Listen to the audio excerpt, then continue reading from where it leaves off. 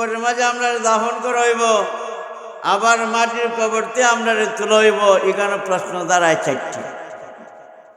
এক নম্বরের প্রশ্ন হইল, যদি আল্লাহ মাটি দিয়ে আমাদেরকে বানাইয়া দেখেন, আবার মাটির মধ্যে আমরা দাফন করা হবে, আবার মাটিতে আমরা তোলা হবে, তে আপনারা সারা জীবন বরবাদ করতেছেন।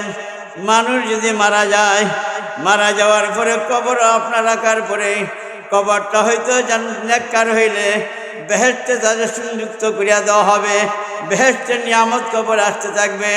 বদকার যদি হয় সে জাহান্নামের আযাবের সূত্র তার কবরের মাঝে আসতে থাকবে। একদিকে হয়তো নেককারের জন্য জান্নাতের বাগান হবে, বদকানের জন্য জাহান্নামের আখড়া হবে। কোন হাজার হাজার বছর দিলা কবর দিলাম, জান্নাতের বাগানও দেখি না এবং জাহান্নামের আখড়াও দেখি না। ঠিক না ওটি? তা প্রশ্ন নেই না? প্রশ্ন না? নাস্তিক মূর্তির দালাল হন তো বাংলাদেশ ভর্তি নেই। এরার বিরুদ্ধে যখন আইব কথা, এই সমস্ত প্রশ্ন আইব না। 2 নম্বরের প্রশ্ন হইল, আপনারা বলে থাকেন যে কোনো লোক যদি মারা যায় কবর রাখলে পরে জিজ্ঞাসা করা হয়, মার রাব্বুকা মা দীনুকা ওমান হাযার রাজুলুল্লাযী বুইসা ফীকুম। 3টা প্রশ্ন মানুষকে করা হয়, যে যারে আল্লাহ জাদুঘরের মাঝে আটকাইয়া তুইল, কবরও দিল না, ফেরাউনের লাশ পিরামিড হাসপাতাল মিশরের মাঝে আল্লাহ রেখে দিয়েছেন, ইটেরও কবর হইল না, এর সওয়াল জব পুরান হইতো। এই প্রশ্ন বুঝতেছেন নি আমার? 3 নম্বরের প্রশ্ন হইল, আপনারা বলে থাকেন যে মাটিতে মানুষের জন্ম হবে ওই মাটিতে তাকে দাফন কাফন করা হবে, যে মাটিতে মানুষের জন্ম হবে এই মাটির মাঝে তাকে দাফন কাফন করা হবে। কেউ বাঘে খাইল, কেউ বিমান অ্যাক্সিডেন্ট হইয়া মারা গেল, লাশ দুলির সাথে হয়ে গেল, কেউ সাগরে হাঙ্গর কুমিরে ফেটে জেলে গেল, তৈলে হের কবর কোনা নইল। মাতুন না দিয়ে আপনারা কথার জবাব দিন, কিছু মারতে তো কিছু আজ করবো নেই, আর নইলে তো যেতাম কত করি। 4 নম্বরের প্রশ্নের জবাব হইল, 4 নম্বরের প্রশ্ন হইল যে আপনারা তো বলে থাকেন আমরা মাটির মাঝে জান্নাতের জাহান্নামের আখড়া, কবর খুঁজে একটা মানুষ হয় না, সব মাটি হইয়া যায়। মাটি হইয়া যাওয়ার পরে আবার হাসরে কেমনে উঠবো? বুঝছেন নি প্রশ্নগুলা? ইদার জব শুনতানি না শুনতানা শুনবা না? আমার ফালাই তুই যাবা গিয়া। মহান রব্বুল আলামিনের কাছে দোয়া করি, আল্লাহ যেন এই প্রত্যেকটা প্রশ্নের জবাব দেবার আমার তৌফিক দেন, ইখলাসের নিয়তে। আপনারা আল্লাহ আমাদের শুনবার তৌফিক দেন, সবাই বলি আমরা আমিন। এই প্রশ্নের জবাবটা দেওয়ার আগে একটা ঘটনা বর্ণনা করতে হয়। কুরআনের মধ্যে আল্লাহ তাআলা বর্ণনা করেন, সূরা বাকারার শেষের দিকে আছে, আও কাল্লাযী মাররা আলা কারিয়াতিন ওয়া হিয়া খাবিয়াতুন আলা উরুশিহা قال أنى يحيي هذه الله بعد موتها فأماته الله 100 عام ثم بعثه قال كم لبثت قال لبثت يوما أو بعض يوم قال بل لبثت 100 عام فانظر إلى طعامك وشرابك لم يتسنى وانظر إلى العظام كيف ننشزها ثم نكسوها لحما। হযরতে উযার আলাইহিস সালাম গাদার উপরে সওয়ার হয়ে গেছেন, ফিলিস্তিনের জমিনের অবস্থা দেখতে। সারা পৃথিবীর আল্লাহ রাষ্ট্রের ক্ষমতা 4 জন লোককে দান করেছিলেন। একজন হলেন বহুত বড় আল্লাহর ওলি যুলকারনাইন বাদশাহ, আর একজন হলেন পয়গম্বর জলিল কদর পয়গম্বর সুলাইমান আলাইহিস সালাম, আর 2টা কাফিররা সারা দুনিয়া রাজত্ব দিয়েছিলেন। একটার নাম হলো নমরুদ, আর একটার নাম হলো বখতিয়ার বাদশা। শুনছেন নি আপনারা? দৌলতপুরতে শিক্ষিত মানুষ আছেন, জেনারেল শিক্ষিত মানুষ আছেন, তবলিগের মানুষ আছেন, মুসল্লি আছেন, আলিম উলামা অনেক আছেন। ঠিক না ওটি? আপনারা তো না বুঝবার কোনো কিছুই তো। এই দুনিয়ার সারা দুনিয়ার ক্ষমতা আল্লাহ নমরুদকে দিলেন, বখতিয়ার বাদশারে দিলেন, আর ইদে সুলাইমান আলাইহিস সালামরে দিলেন, আর যুলকারনাইন বাদশাকে দিলেন। কিন্তু নমরুদে তো খুদাই দাবি করছিল, করছেন না? করছেন। নমরুদে খুদাই দাবি করছিল, ফেরাউনও তো খুদাই দাবি করছিল, করছেন না? করছিল। আনা রব্বুকুমুল আলা, আমি বড় খুদা।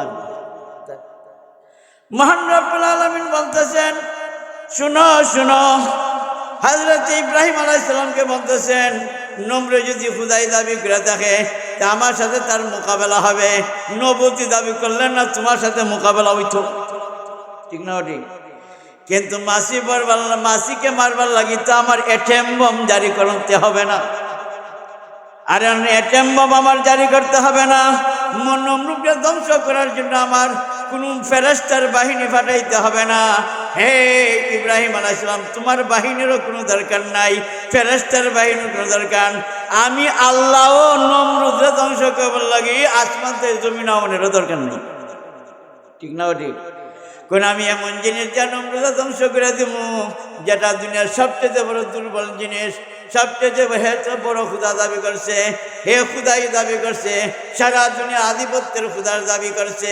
হে যে অত বড় খুদা দাবি করলো তার শক্তিটা কি পরিমাণ জানুনি? আমি আল্লাহ তাআলা এখন ল্যাংড়া মশারে খুঁজিয়ে নাকের ভিত্তিতে ঢুকে গিয়া, নাকের ভিত্তিতে যখন ঢুকে গেছে গিয়া মগজের মাঝে কামড়ানি আরম্ভ করছে, কল্লারে টেকরানি আরম্ভ করছে, খাদিমটাকে বেশি বেশি করে বাইরিতে বাড়িতে কল্লা ফাঁকিয়া ল্যাংড়া মশাই ধ্বংস করল, ঠিক না বটে? সুবহানাল্লাহ কি না?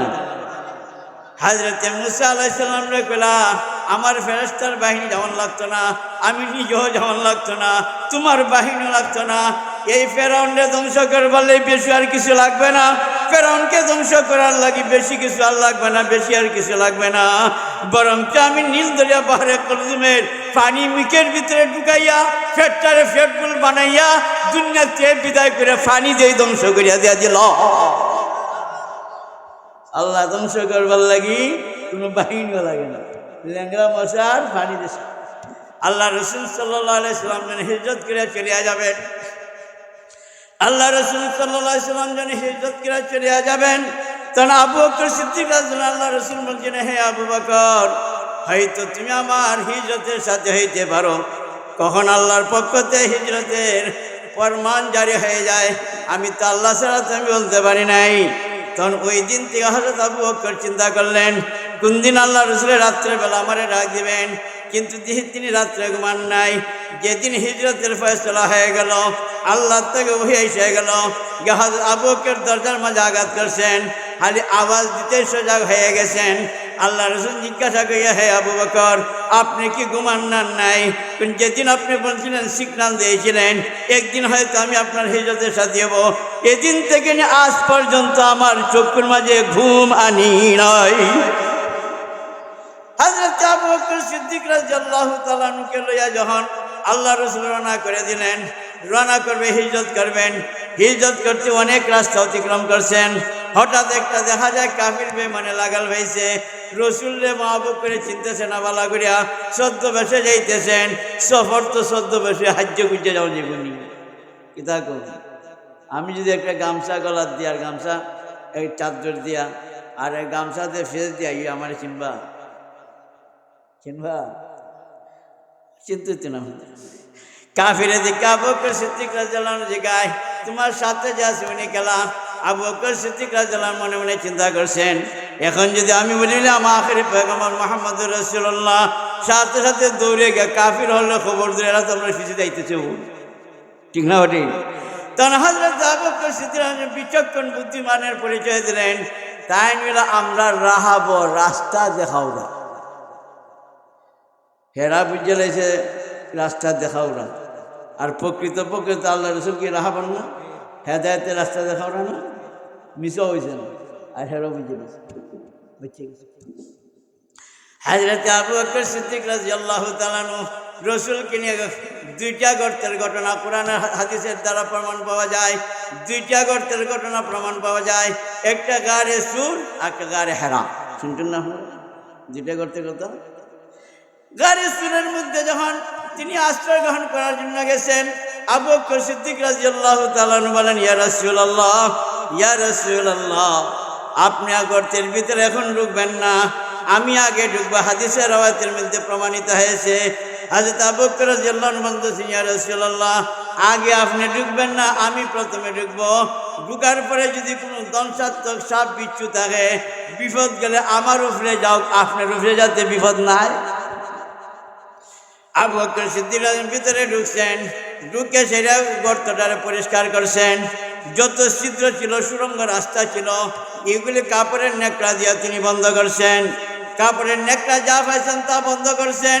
পরনের কাপড় তো ছিঁড়ে আবার কি নেকড়া বন্ধ করতে পারেন না, শুধু পরনের কাপড়টা বাদে যা সাথে সফরের কাপড় ছিল সব ছিঁড়ে কি করলেন, প্রত্যেকটার গর্তকে তিনি বন্ধ করলেন। গর্তকে বন্ধ করে সেটা আল্লাহ রসুল বলতে, ইয়া রাসূলুল্লাহ, এখন ক্লিয়ার দিতে পারি, আপনি আসেন গর্তের ভিতরে। আল্লাহ রসুল গর্তের ভিতরে ঢুকছেন।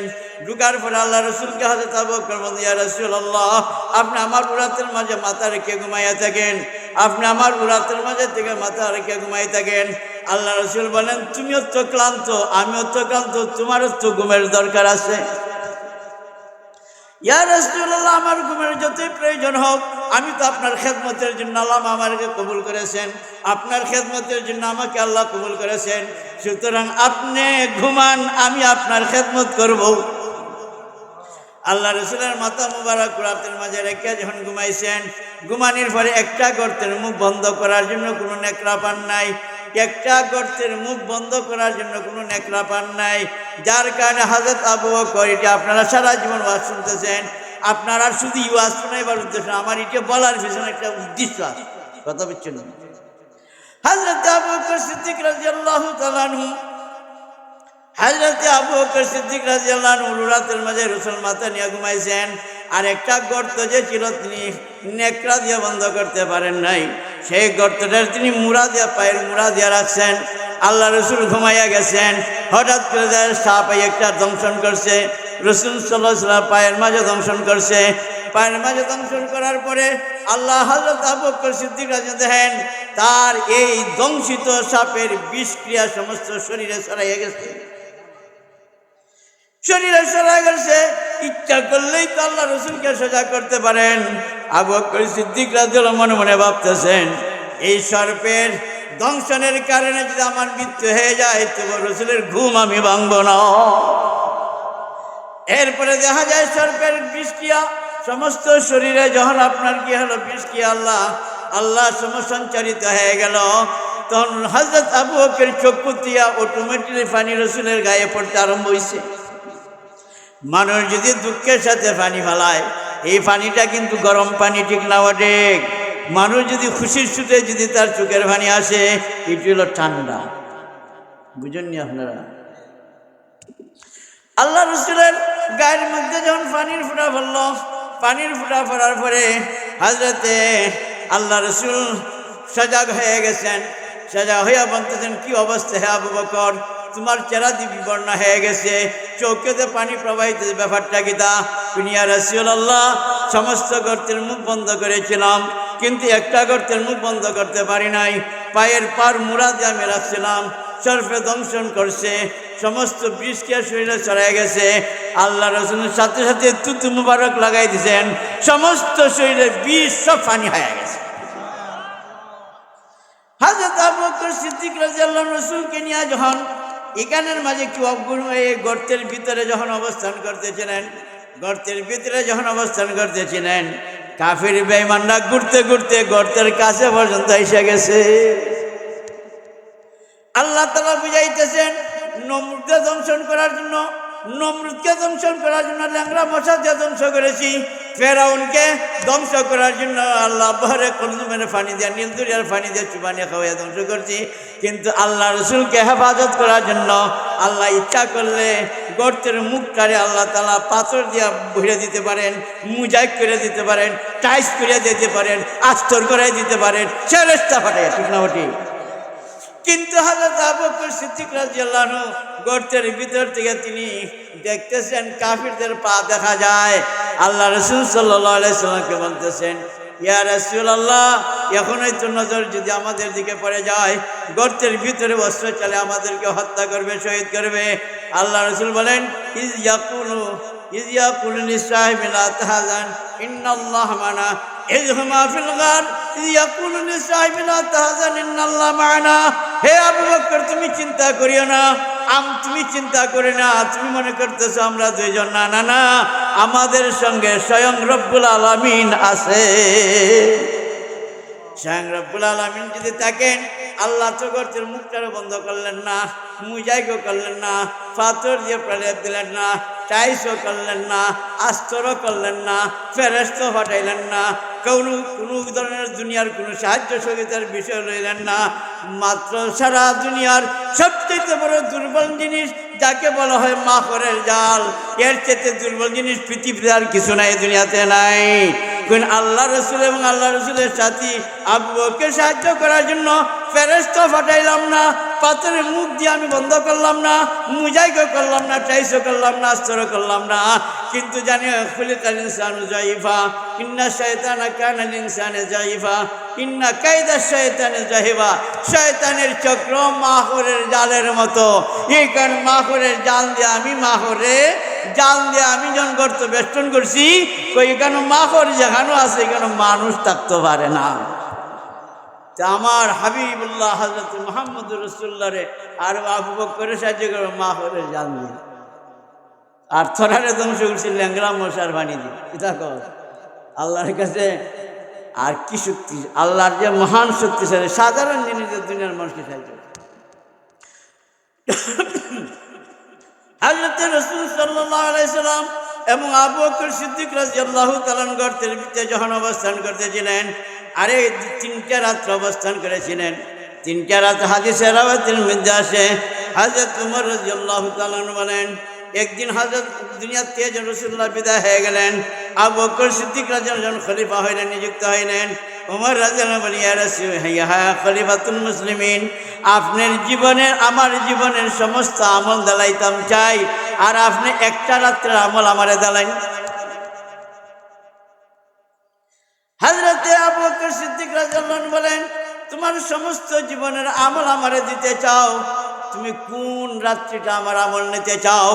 হাদিসের রাওয়াতের মধ্যে আল্লাহ রাসূল বলেছেন, সারা দুনিয়ার মানুষের আমল যদি এক পাল্লায় তোলা হয়, হযরত উমর, হযরত আলী, হযরত উসমান সহ সারা দুনিয়ার ওলি আব্দাল গোস কুতুব সমস্ত যদি আমল এক পাল্লায় তোলা হয়, আর হযরত আবু বকরের আমল যদি এক পাল্লায় তোলা হয়, সারা দুনিয়ার আমলের তুলনায় হযরত আবু বকরের পাল্লা ভারী হয়ে যাবে। হাদিসের দ্বারা প্রমাণিত হয়, হযরত উমর রাদিয়াল্লাহু তাআলা বলেন যে আপনি যে আপনার গর্তের ভিতরে রাসূলকে নিয়ে হিজরতের পথে যে অবস্থান করেছিলেন, আপনি যে গর্তের ভিতরে রাসূলকে নিয়ে হিজরতের পথে গারে সুরের মধ্যে যে অবস্থান করেছিলেন, ওই 3টা রাত্রির একটা রাত্রির আমল আমারে দেলাইন, আর আমার জীবনের সব আমল আপনাকে দিয়া দিব। অথচ হযরত উমরের আমল সম্পর্কে আমরা কি বলতাম? আল্লাহ রাসূল বলেন, লাউ কানা বাদি নবিয়ান কানা উমর রাদিয়াল্লাহু তাআলা আনহু, আমার পরে যদি কেউ নবী হইতো হযরত উমর হইয়া যেত। মর্যাদা কত! একদিন হযরত জিবরাইল আলাইহিস সালাম আসিয়া বলতেছেন, ইয়া রাসূলুল্লাহ, আপনি যদি বলেন হযরত উমরের শানে আল্লাহ 21টা কোরআনের আয়াত নাযিল করেছে। হযরত উমর রাদিয়াল্লাহু ইচ্ছার উপরে আল্লাহ তাআলা 21টা কোরআনের আয়াত নাযিল করেছে। হযরত উমর রাদিয়াল্লাহু সম্পর্কে আমার কিছু তারিফ করবার সুযোগ দেন। হযরত উমর রাদিয়াল্লাহু কিছু শানে আমি কিছু তারিফ করতে চাই। কোন 1 ঘন্টা না, হবে না 2 ঘন্টা না, হবে না 5 ঘন্টা, হবে না 12 ঘন্টা না, হবে না তাহলে 1 সপ্তাহ না, হবে না 1 মাস না, হবে না 1 বছর না, হবে না। কোন উমর রাদিয়াল্লাহু শানে যদি আমি প্রশংসা করতে যাই, একটা যুগ চলে যাবে, তারপর উমরের প্রশংসা শেষ হবে না। এরপরে হযরত উমরে বলতেছেন যে আপনি এই হেরা গুহার গারে সুরের হিজরতের পথে একটা রাত্র আমারও কেনে দিলেন। এই কথাটা কেন বললেন? কেনের জবাব দিলে আমার রাত হয়ে যাবি। এখন আর ওয়াজ করার লাগতো না, অন্য বিষয়ে হাজার। এর মাঝে একটা কথা হাদিস জবাব দেই, 1,24,000 পয়গম্বর, 1,24,000 পয়গম্বর যে আল্লাহ দুনিয়াতে দান করেছেন, 1,00,000 সাহাবায়ে কেরাম রাসূলের যে দান করেছেন, 1,00,000 সাহাবায়ে কেরাম রাসূলের যে সাহাবী, এটা হইল তোমার হাদিসের ভাষায় প্রমাণিত কথা। আমার ভালো করে বোঝার চেষ্টা করি। 1,00,000 সাহাবায়ে কেরাম রাসূলের যে সাহাবী, এই সাহাবীটা প্রমাণ হয়েছে কিসের দ্বারা? হাদিসের দ্বারা প্রমাণিত হয়েছে। কিন্তু হযরত আবু বকর যে সাহাবী আল্লাহ রাসূলের, স্বয়ং আল্লাহর জবানে কোরআনের দ্বারা প্রমাণিত হয়েছে। আল্লাহর জবানে কোরআনের দ্বারা হযরত আবু বকর সাহাবী, আর অন্যান্য 1,00,000 সাহাবায়ে কেরাম হাদিসের ভাষায় সাহাবী। কথা বুঝছেন? তিনি বলতেছেন, ইযহুমা ফিল গার ইয ইয়াকুলু লিসাহিবিহি ইয ইয়াকুলু লিসাহিবি লা তাহজান ইন্নাল্লাহা মা'ানা। ওই যে কোরআন আয়াত বললেন ইয ইয়াকুলু লিসাহিবি, আল্লাহর জবানে বলতেছেন যখন রাসূল তার সাহাবী আবু বকরকে বলেছিলেন চিন্তা করেন আল্লাহ আমার সঙ্গে আছেন, এই শব্দটা আবু বকরের শানে আইছে, লক্ষ সাহাবায়ে কেরামের শানে আসে নাই। এই কারণে হযরত উমরে চাইতেছেন ওই রাত্রে আমলটা নিয়ে জীবনের সব আমল দিয়ে দিবেন। 3 দিন যে অবস্থান করেছিলেন তিনি, হযরত আসমা রাদিয়াল্লাহু তাআলা আবু বকরের মেয়ে খাওয়ান হয়ে যেত, এখন কি তাহলে হয়ে যেত, খাওয়ান হয়ে যেত। এমন সন্তর গতিতে তিনি খাওয়ান হয়ে যেতেন যাতে আবু জেহেল, উতবা, সাহেবা, আবুল মুঈত কাফিরের বেঈমানের দলেরা যাতে না দেখে তিনি সন্তর গতিতে খাওয়ান নিয়ে যাইতেন। একদিন আবু জেহেলের রাস্তা পাইলেছে আসমা রাদিয়াল্লাহু তাআলা আনহাকে, জিজ্ঞাসা করতেছে মোহাম্মদ আবু বকর কোথায় আছে? আমি বলতে পারবো না, না বলতে হবে, আমি বলতে পারবো না, না বলতে হবে, আমি বলতে পারবো না। আসমা রাদিয়াল্লাহু বাচ্চা মেয়ে, তিনি জবাব দিয়ে বলতেন হ্যাঁ হ্যাঁ আবু জেহেল রে, দেখেন কত বড় ইমানের পাওয়ার।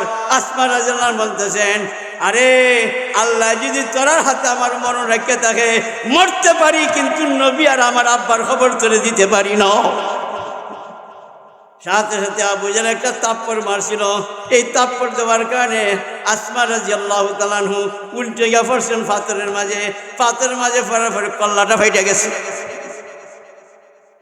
হযরত আবু বকর এবং উমরের জীবনী বর্ণনা করলেই জিন্দেগি কাটতে যাবে, আমরা ওয়াজ শেষ হবে না। হযরত উমর রাদিয়াল্লাহু তাআলা এবং আবু বকর সিদ্দিক রাদিয়াল্লাহু ভাবে ইবাদতের মাঝে প্রতিযোগিতা হইতো। আল্লাহ তিনি রাত্রের বেলা আল্লাহ তাহাজ্জুদের নামাজ বলেন, তেলাওয়াতে কোরআন বলেন, জিকির আজকার বলেন, তাসবিহ তাহলিল বলেন, নামাজের কথা বলেন, রোজার কথা বলেন, দান খয়রাতের কথা বলেন, খালি আবু বকর এবং উমরের মাঝে প্রতিযোগিতা হইতো। একদিন আল্লাহ রাসূল ডাক দিলেন আল্লাহর রাস্তায় কিছু দেওয়ার জন্য। হযরত উমর কইলা আবু বকর মাল কম আর আমার মালের কিটা বেশি, আজকে জিতলি। হযরত উমর রাদিয়াল্লাহু তাআলা যখন আইলেন আল্লাহ রাসূল জিজ্ঞাসা কি পরিমাণ নিয়ে আইছ? তখন হযরত আবু বকর হযরত উমর বললেন ইয়া রাসূলুল্লাহ, ঘরের সম্পূর্ণ মাল রে অর্ধেক করছি, অর্ধেক করে অর্ধেক ঘরে রাখছেন, বাকি অর্ধেক আপনার খেদমতে হাজির করলাম। হযরত উমর মনে মনে চিন্তা করতেছেন আমার ঘরের অর্ধেক মাল যদি আমি রাসূলের সামনে আল্লাহর রাস্তায় দান করি, আবু বকর সব মাল রইল, আমার মালের কিনারাও আইতো না। আজকে জিতকিরা বেশি হইলে জিত না কমের মাঝেও জিত আছে।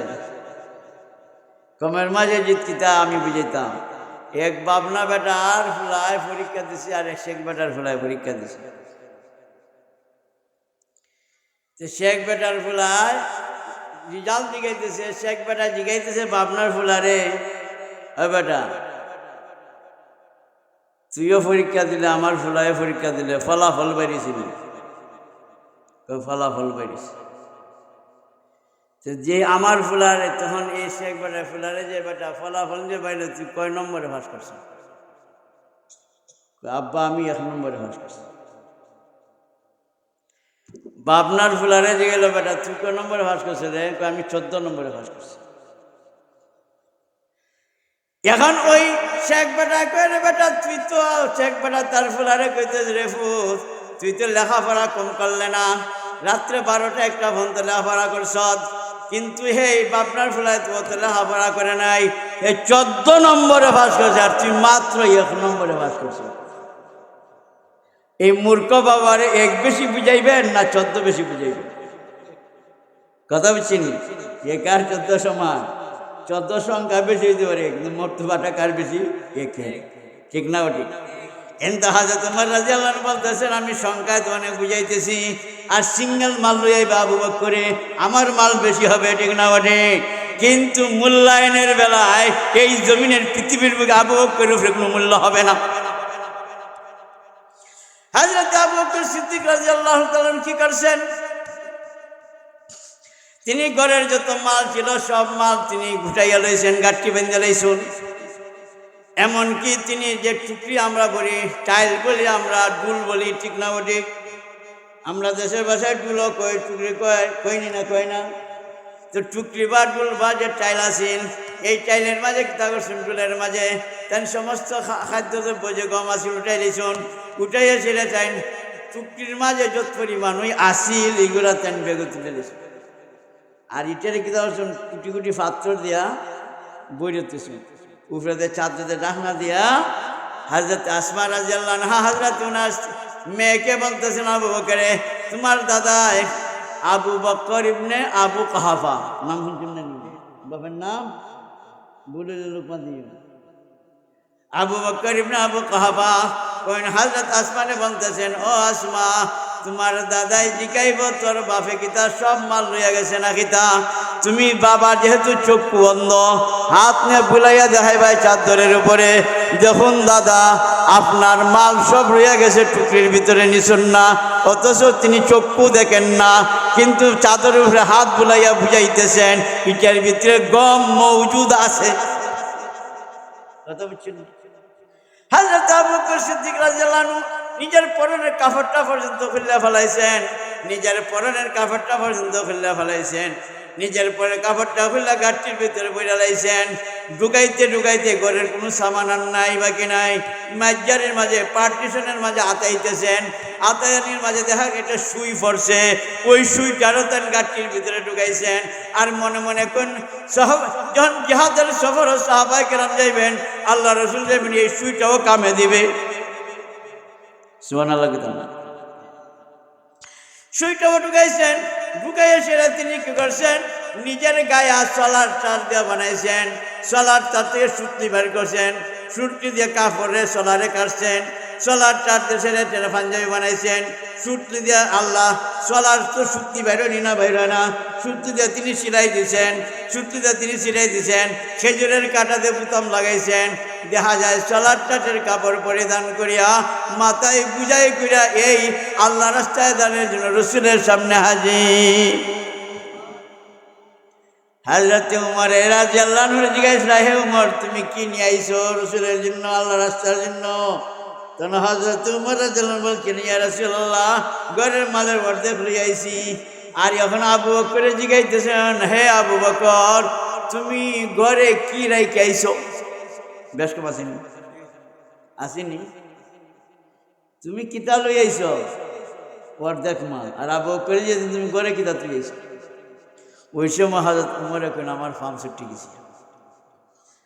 আরে প্রশ্নের ধরনে বোঝা যায় হযরত আবু বকরের সাথে আমি জিত দিতে পারবো না। আমার বেলা বলতেছেন কি নিয়ে আইছো, আর আবু বকরে বলতে তুমি ঘরে কি রেখে আইছো? হযরত আবু বকর, ইয়া রাসূলুল্লাহ ঘরে কিছু রেখে না, একমাত্র আল্লাহ এবং আল্লাহ রাসূলকে রেখে এসেছি।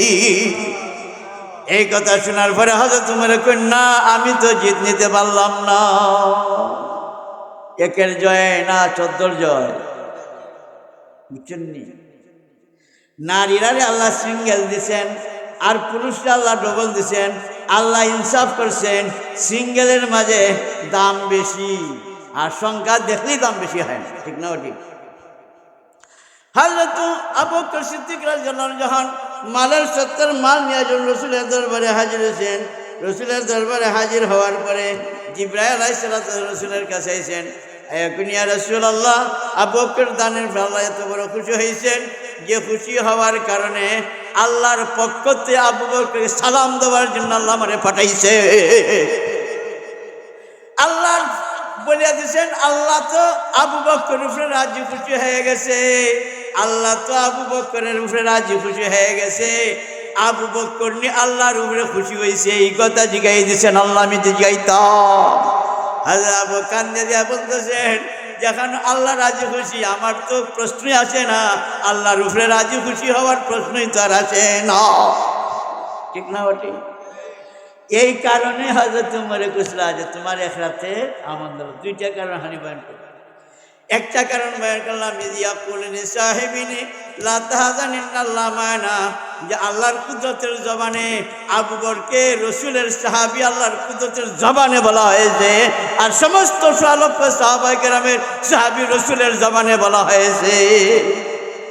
বেশ কম আসেনি? এই কারণ দুইটা কারণে শুনেলাম, সব কারণ ফুলাই তারা ছুঁয়ে দিচ্ছে। শুনানো তুই এই সিয়াদ আসেনি পেতার বেন ঘন্টা দেড়ে শুনে তো আজার করতাম না। আর মানুষের হালতে হয়তো সেই বাস করে লাগবে আজ একলা হলে তুলে দিত। লা ইলাহা লা ইলাহা ইল্লাল্লাহ লা ইলাহা ইল্লাল্লাহু মুহাম্মাদুর রাসূলুল্লাহ। চারটা প্রশ্ন করছিলাম, ইয়াদ আসেনি? যৎকানি ভারী কিছু জবাব দিতাম না নি, নইলে কইবা আপনারা আমরা প্রশ্ন তুইয়া গেল অন্য হান দিয়া কুস্তি কইল না কিতা গাও, ঠিক না? ওটি এই চারটা প্রশ্নের জবাব দেওয়ার আগে একটা ঘটনা বলতেছি। হজরত উজার আলাইহিস সালাম একটা গাদার উপরে সওয়ার হইয়া গেছেন ফিলিস্তিনের জমিন দেখবার জন্য। বর্তমান ফিলিস্তিনের মাঝে যুদ্ধ চলতেছে, ইহুদিবাদীদের সাথে যুদ্ধ চলতেছে না? লক্ষ লক্ষ মানুষ শহীদ হইতেছে। আয় আল্লাহ, আল্লাহ তাআলা ফিলিস্তিনকে বিজয় দান করেন, সবাই বলি আমিন।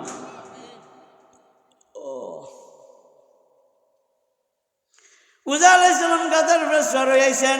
বখতনসর বাদশাহ অভিযান চালাইয়া ফিলিস্তিনের জমিনের ঘর বাড়ি ধ্বংস করে দিয়েছে। বখতনসর বাদশাহ মুসলমানদের উপর অভিযান চালাইয়া হাজার হাজার মানুষকে আল্লাহ শহীদ করেছে। সব মইরা ফুচ্চা করলে আড্ডি পাইছে।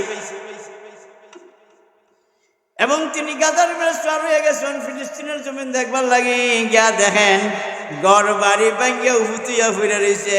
আউকাল্লাযী, আমি তো কোরআনের আয়াত তেলাওয়াত করছি, সূরা বাকারার শেষ দিকে আছে, আউকাল্লাযী মাররা আলা কারিয়াতিন ওয়া হিয়া খাবিয়াতুন আলা উরুশিহা ক্বালা আন্না ইউহয়ী হাযিহিল্লাহু বা'দা মাউতিহা ফাআমাতাহুল্লাহু মিআতা আম সুম্মা বা'আসাহু ক্বালা কাল লাবিস্তা ক্বালা লাবিস্তু ইয়াওমান আও বা'দা ইয়াওম ক্বালা বাল লাবিস্তা মিআতা আম সুম্মা আনজুর ইলা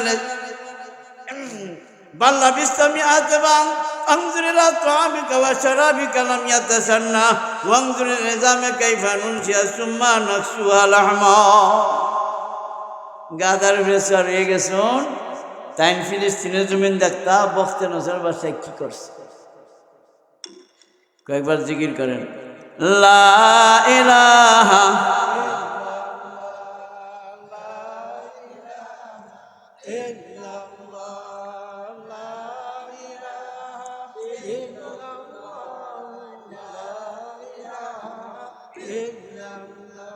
কম দাম ছিল, মিঠা ডালাইছে বেশি। লা ইলাহা ইল্লাল্লাহ লা ইলাহা ইল্লাল্লাহু মুহাম্মাদুর রাসূলুল্লাহ। তিনি ফিলিস্তিনের জমিনে আল্লাহ কোরআনের মাঝে ঘটনা বয়ান করছেন। এই ঘটনা শুধু কোরআনের মাঝে না, আগের জমানার কিতাবের মাঝে আছে, ইতিহাসের কিতাবের মাঝে। ইহুদিস্তানও এই কথা ঘটনা জানে। গাদার বেসার হয়ে গিয়ে দেখুন মানুষ মরিয়া ফেচ্চা বললে রয়েছে, আড্ডি হয়ে গেছে, আর গড় বাড়ি ফুটিয়ে ফিরে রয়েছে। কাল আন্না ইউহয়ী হাযিহিল্লাহু বা'দা মাউতিহা, দেখি আল্লাহর কাছে ফরিয়াদ করতেছেন। হযরত উজা আলাইহিস সালাম, আল্লাহ তুমি মুর্দারে মাটি হইয়া দেওয়ার পরে কেমনে জিন্দা করবে, আমরা দুনিয়াতে দেখাইলাও। প্রশ্ন আইবনি, জব একটা একটা করে বুঝতেছেন নি নমুনা হালত বুঝতেছেন তো? আল্লাহ আমি মানুষটা জন্মাচ্ছিয়া মাটির সাথে মিশ্রিত হয়ে যাবে, এরপরে কিভাবে চিন্তা করবা আল্লাহ তুমি আমার দেখাইলাও। কবর গিয়া সেরিয়া কিভাবে চিন্তা না করি তেন করে আমি দুর্নীতি দেখতাম কি থাকো না, আমরা মরে হচ্ছিল মাটি না তেন করে আমি দুর্নীতি আমার দেখাইলাম। ফামাতাহুল্লাহু মিআতা আম সুম্মা বা'আসাহু, আল্লাহ তাআলা সাথে সাথে গাদারে মৃত্যু ঘটাইয়া দিলেন। উজা আলাইহিস সালাম ইন্তেকাল করাইয়া দিলেন। উজা আলাইহিস সালামকে ওয়াফাত এবং মৃত্যু ঘটাইয়া দিলেন। যতদিন ধরনের আল্লাহর ইচ্ছা ছিল ততদিন ওই গাদাটা ওই জমিনের মাঝে ফুইরা রইল। এতদিন হযরত উজা আলাইহিস সালাম মৃত্যু অবস্থায় ফুইরা রইলেন। কইছিলা তুমি কেমনে মৃত্যুরে জিন্দা করে দেখাই আল্লাহ দেখতাই, তো তোমারে দি দেখাই কইসলা না নি তুমি মুর্দারে কেমনে আল্লাহ জিন্দা করে দেখতা, মাটি হয়ে গেলে ফের মাটিতে কেমনে তুলে আল্লাহ দেখতায়, তো তোমারে দুই আমি এটার জবাব। ফামাতাহুল্লাহু মিআতা আম সুম্মা বা'আসাহু, আল্লাহর যতদিন ইচ্ছা ছিল ততদিন হযরত উযা আলাইহিস সালাম রে মাটির মাঝে মুর্দা অবস্থা ফালাইয়া রাখছেন। কিন্তু যখন আল্লাহর ইচ্ছা হইল জিন্দা করবেন, তখন আল্লাহ তাআলার ইচ্ছা হইল জিন্দা করবেন। কতদিন পর্যন্ত মাটির মাঝে উযা আলাইহিস সালাম পড়ে রইলেন, কতদিন পর্যন্ত গাদাটা জমিনের সাথে মাটির সাথে মিশে গেল। আল্লাহ সারা দিনে কেউ করতে পারবো? ফামাতাহুল্লাহ মিআতা সুম্মা বাসু ক্বালা কাম লাবিসতা ক্বালা লাবিসতু মিআতা ক্বালা লাবিসতু ইয়াওমান আও বাযা ইয়াওম। আল্লাহ জিগাইলা, তোমার জিগানো মুর্দা ফালাই রাখছিলাম, তুমি কতদিন ইগানো মুর্দা আসলে কসম। কাম লাবিসতা ক্বালা লাবিসতু ইয়াওমান আও বাযা ইয়াওম ক্বালা বাল লাবিসতা মিআতা আম। হযরত উযা আলাইহিস সালাম চিন্তা করতেছেন, আমি যখন আসলাম গাদার উপরে সওয়ার হইয়া, হয়তো অনুমান 10টা বাজে, এখন যে আল্লাহ জিন্দা করলেন, সময় তো আসর নামাজের সময়, বাংতি লইয়া যদি গণিতে একদিন হয়, আর বাংতি বাদ দিয়ে যদি কিতা হয় আধা দিন হয়, লাবিসতু ইয়াওমান আও বাযা ইয়াওম। আল্লাহ কতজন ক্বালা বাল লাবিসতা মিআতা আম। আল্লাহ কোন হে উযা আলাইহিস সালাম, তুমি কতদিন এখানে মুর্দা আসলে কও? তাই কোন একদিন অথবা আধা দিন মুর্দা ছিলাম। আল্লাহ এখন না, তোমার জানা নাই, তুমি জানো না, দুনিয়ার কেউ জানে না। তুমি বলতেছো একদিন অথবা আধা দিন মুর্দা ছিলাই, কিন্তু আমি 100 বছর পর্যন্ত এই জমিনে তোমার মুর্দা অবস্থায় ফালাইয়া রাখছিল। কতদিন? 100 বছরে হযরত উযা আলাইহিস সালাম জিন্দা হইয়া দেখেন, তেনের দাঁত যেমন ছিল তেমন আছে, চামড়া যেমন ছিল তেমন আছে, শরীরের রুম যেমন ছিল তেমন আছে, চেহারা যেমন ছিল তেমন আছে, দাড়ি যতটি কাঁচা পাকড়া ছিল তাও ছিল, চুল যতটি কাঁচা পাকড়া তাও ছিল। কোন শরীরের কোনো পরিবর্তন হবে দূরের কথা, তিনি উযা আলাইহিস সালাম চাইয়া দেখতেছেন, 100 বছর মুর্দা আল্লাহ ফালাই রাখলো জমিনের মধ্যে, আমার একটা লুমও বেকা হইল না। আল্লাহ বুঝাইতেছে না, নবীদের হায়াতুল নবী, কবরের মাঝে তারা সশরীরে জিন্দা, ঠিক না ঠিক?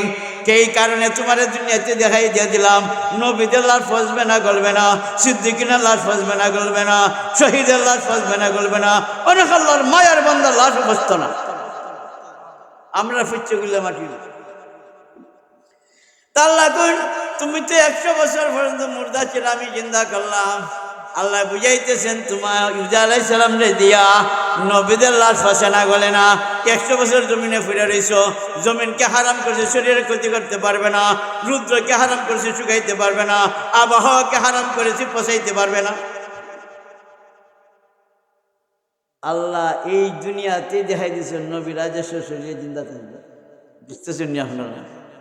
হযরত আহমদ কবির রাফাই রহমাতুল্লাহ আলাইহি বলেন, হযরত আহমদ কবির রাফাই রহমাতুল্লাহ আলাইহি বলেন, আমি আল্লাহ রসুলের কাছে যখন গেলাম, রসুলের কাছে যখন আমি আল্লাহ রসুলের কবর জিয়ারত করার জন্য যখন আমি গেলাম, রওজা শরীফ জিয়ারত করার জন্য যখন আমি গেলাম, যাওয়ার পরে রসুলের সামনে দাঁড়াই আমি গেলাম, আসসালামু আলাইকা ইয়া রাসূলুল্লাহ, আসসালামু আলাইকা ইয়া জাদ্দি, হে নানাজি আমার সালাম গ্রহণ করেন। রসুল বলতেছেন, ওয়া আলাইকুম আসসালাম ইয়া ওয়ালাদি, হে আমার সন্তান, তুমি আমার সালামের জবাব তুমি গ্রহণ করো। তিনি যে ফরিয়াদ করেছেন, ইয়া রাসূলুল্লাহ, আমি তো অনেক পরে জন্মগ্রহণ করেছি, আমি আপনার ফাতেমা রাদিয়াল্লাহু আনহা বংশের লোক, আমি আপনার রসুলের বংশের লোক, আমি আপনাকে দেখতে পারি নাই, দুনিয়াতে আমি দেখতে পারি নাই, বহু বছর পরে দুনিয়াতে আইলাম, দয়া করে হাত মুবারকটা বাইর করে দেন। আর সেই সময় তো আল্লাহর বালু আর পাথরের কবর ছিল, এখন না শিশার ডালা প্রাচীর দেখা যায়। যারা সৌদি আরব গেছেন, যারা সৌদি আরব দেখছেন, রসুলের রওজাটা কত বড় উঁচা, শিশার ডালা প্রাচীরের মতো। কেন শিশার ডালা প্রাচীর বানাইছিল? ইহুদিরা ষড়যন্ত্র করেছিল হযরত নুরউদ্দিন বিল্লাহ রহমতুল্লাহ আলাইহির জামানায় লাশ চুরি করার জন্য। এরপরেই বাদশা সৌদি কি করছে, এটা শিশার ডালার প্রাচীর বানাইছে। এই এত সুন্দর গম্বুজ পৃথিবীতে আর নেই। 8 কিলোমিটার 10 কিলোমিটার থেকে রসুলের রওজা ধরে গম্বুজ দেখা যায়। কিন্তু তখন হযরত আহমদ কবির রাফাই রহমাতুল্লাহর জামানায় এই রকমের গম্বুজ ছিল না, এই রকমের আল্লাহ তাআলা শিশার ডালা প্রাচীর গড়িয়া তোলা হয়েছিল না, তখন বালু আর পাথর ছিল।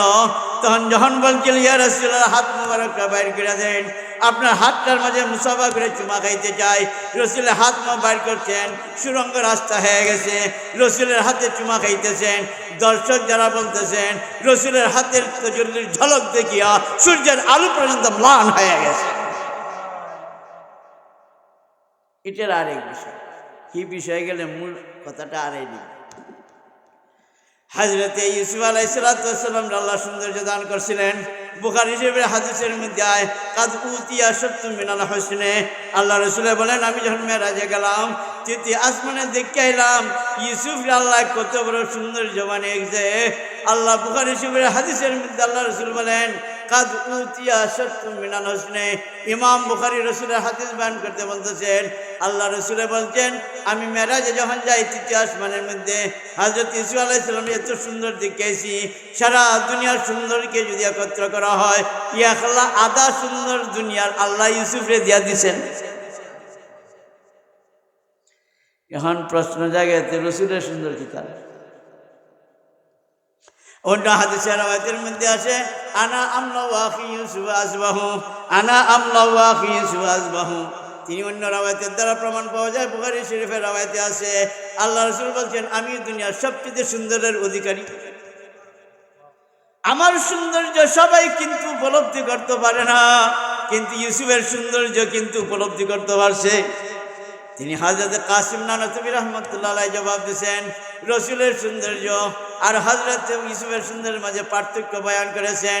কোন কিতাব পার্থক্য বানা বলেছেন আনা আমলাহু আখি ইউসুফ আসবাহু, আমাকে আল্লাহ সবচেয়ে উজ্জ্বল সুন্দর অধিকারী বানাইছেন আর আমার ভাই ইউসুফরে সুন্দরই বানাইছেন কিন্তু সাদা লাইট লইয়া, হলুদের মুড়া রঙের রং আছে সুন্দর, রসুলের সাথে হলুদের মুড়া রং যত তুলনা দঞ্জিত। কিন্তু প্রশ্ন হয় না রসুলের সৌন্দর্যের ইকানের মাঝে হযরতে শাউলুল্লাহ মুহাদ্দিস জলিল রহমত আব্বাজানের মনের মাঝে প্রশ্ন হইল এই হাদিসে তো বোঝা যায় রসুলের সৌন্দর্য ইউসুফ থেকে আলাইহিস সালাম থেকে বেশি।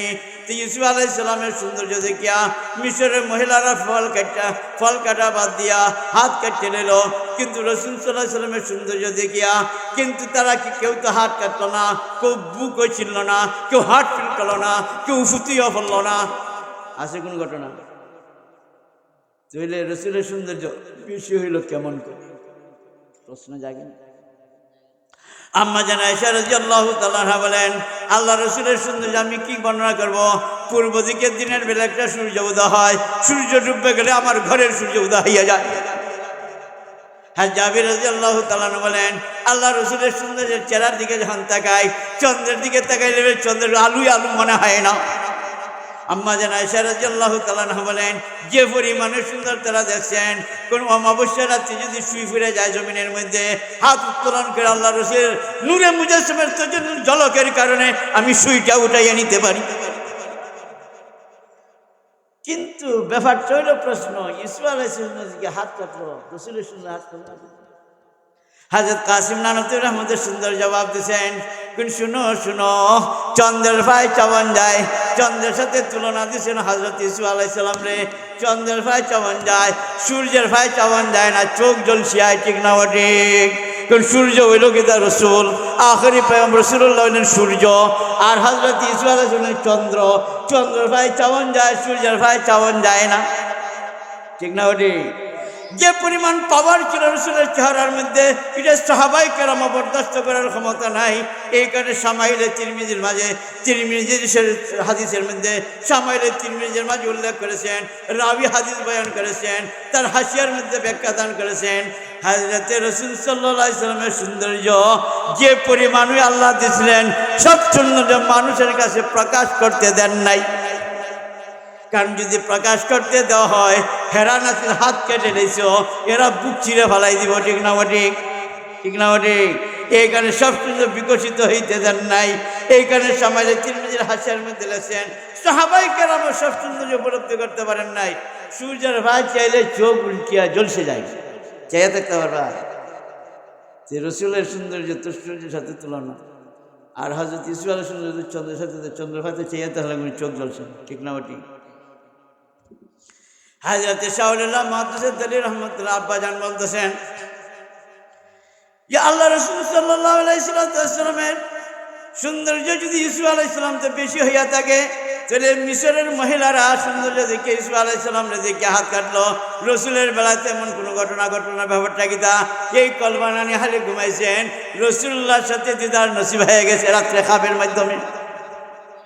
রাসূলুল্লাহ সাল্লাল্লাহু আলাইহি ওয়াসাল্লাম খাবের মাধ্যমে যখন দেখা হয়ে গেল, তিনি জিজ্ঞাসা, ইয়া রাসূলুল্লাহ, দুরুস শামিল নামক কিতাবের মধ্যে ঘটনাটা লিখছেন, দুরুস শামিল নামক কিতাবের মধ্যে ঘটনা লিখছেন। হযরত শাওয়ালিল্লাহ মাতুজদের আব্বাজান জিজ্ঞাসেন, ইয়া রাসূলুল্লাহ, কানা আমলাহু আখি ইউসুফ আজবাহু। এই হাদিসে বোঝা যায় ইউসুফ আলাইহিস সালাম আপনার সুন্দর বেশি, তবে ইউসুফ আলাইহিস সালামের যে সৌন্দর্য দেখা মিশরের মহিলা হাত কাটলো, আপনার কেন এমন ঘটনা ঘটলো না? আল্লাহ রসুলের জবাব দিতেছেন, আল্লাহ উর্দুমান যে সমস্ত দেশে উর্দু প্রচলন কেন আল্লাহ রসুল উর্দু ভাষায় জবাব দেন, যে দেশে বাংলা প্রচলন কেন বাংলা ভাষায় জবাব দেন, যে দেশে আরবি প্রচলন সে আরবি ভাষায় জবাব দেন। ঠিক না ওটি? अल्लाह रसूल बोलते गैरत इलाही की वजह से मेरे हुस्न और जमल को लोगों की नजरों से पोशीदा कर दिया गया है। हे তিনি জবাব দিতেছেন, শুনো শুনো শুনো, তোমার প্রশ্নের জবাব শুনো। আল্লাহর কাছে এই কথা পছন্দ লাগে নাই, যদিও ইউসুফের বেলায় হাত কেটে লেছে মহিলার সৌন্দর্য দেখিয়া, এটা আল্লাহ মান্য নিছেন। আমার বেলায় আল্লাহ এটা মানেন নাই। আমার বেলায় এমন ঘটনা ঘটুক, এটা আল্লাহর মানসা নাই। কেন মানসা নাই? কোন সমস্ত সৌন্দর্য যদি আল্লাহ আমার প্রকাশ করে দেয়, তাহলে মানুষ এটা বরদাস্ত করার ক্ষমতা না হয়। ঠিক না? তার প্রমাণ আমি বুঝাইতেছি। কেমন প্রমাণ বুঝাইতেছি? দুনিয়ায় তাকে হাত রেলে ভরে সূর্যের আলো কিন্তু মলিন হয়েছে না, ম্লান হয়েছে না, কিন্তু রাসূল যখন কবর জগতে চলে গেছেন, সৌন্দর্য কিন্তু হাসরের জগৎ পর্যন্ত জান্নাতের জন্য খালি বাড়তেই থাকবে, বাড়তেই থাকবে। এই কারণে আহমদ কবির ভাই রহমতুল্লাহ আলাইহি বলেন, আমি সালাম দিয়ে গেলেন, ইয়া রাসূলুল্লাহ আসসালামু আলাইকুম ইয়া জাদ্দি, হে নানাজি আপনার সালাম আমার গ্রহণ করেন। হযরত রাসূল ওয়ালাইকুম আসসালাম ইয়া ওয়ালাদি, হে আমার সন্তান আমার সালামের জবাব গ্রহণ করো। আহমদ কবির ভাই রহমতুল্লাহ আলাইহি বলেন, ইয়া রাসূলুল্লাহ হাত মোবারকটা বাড়াই দেন।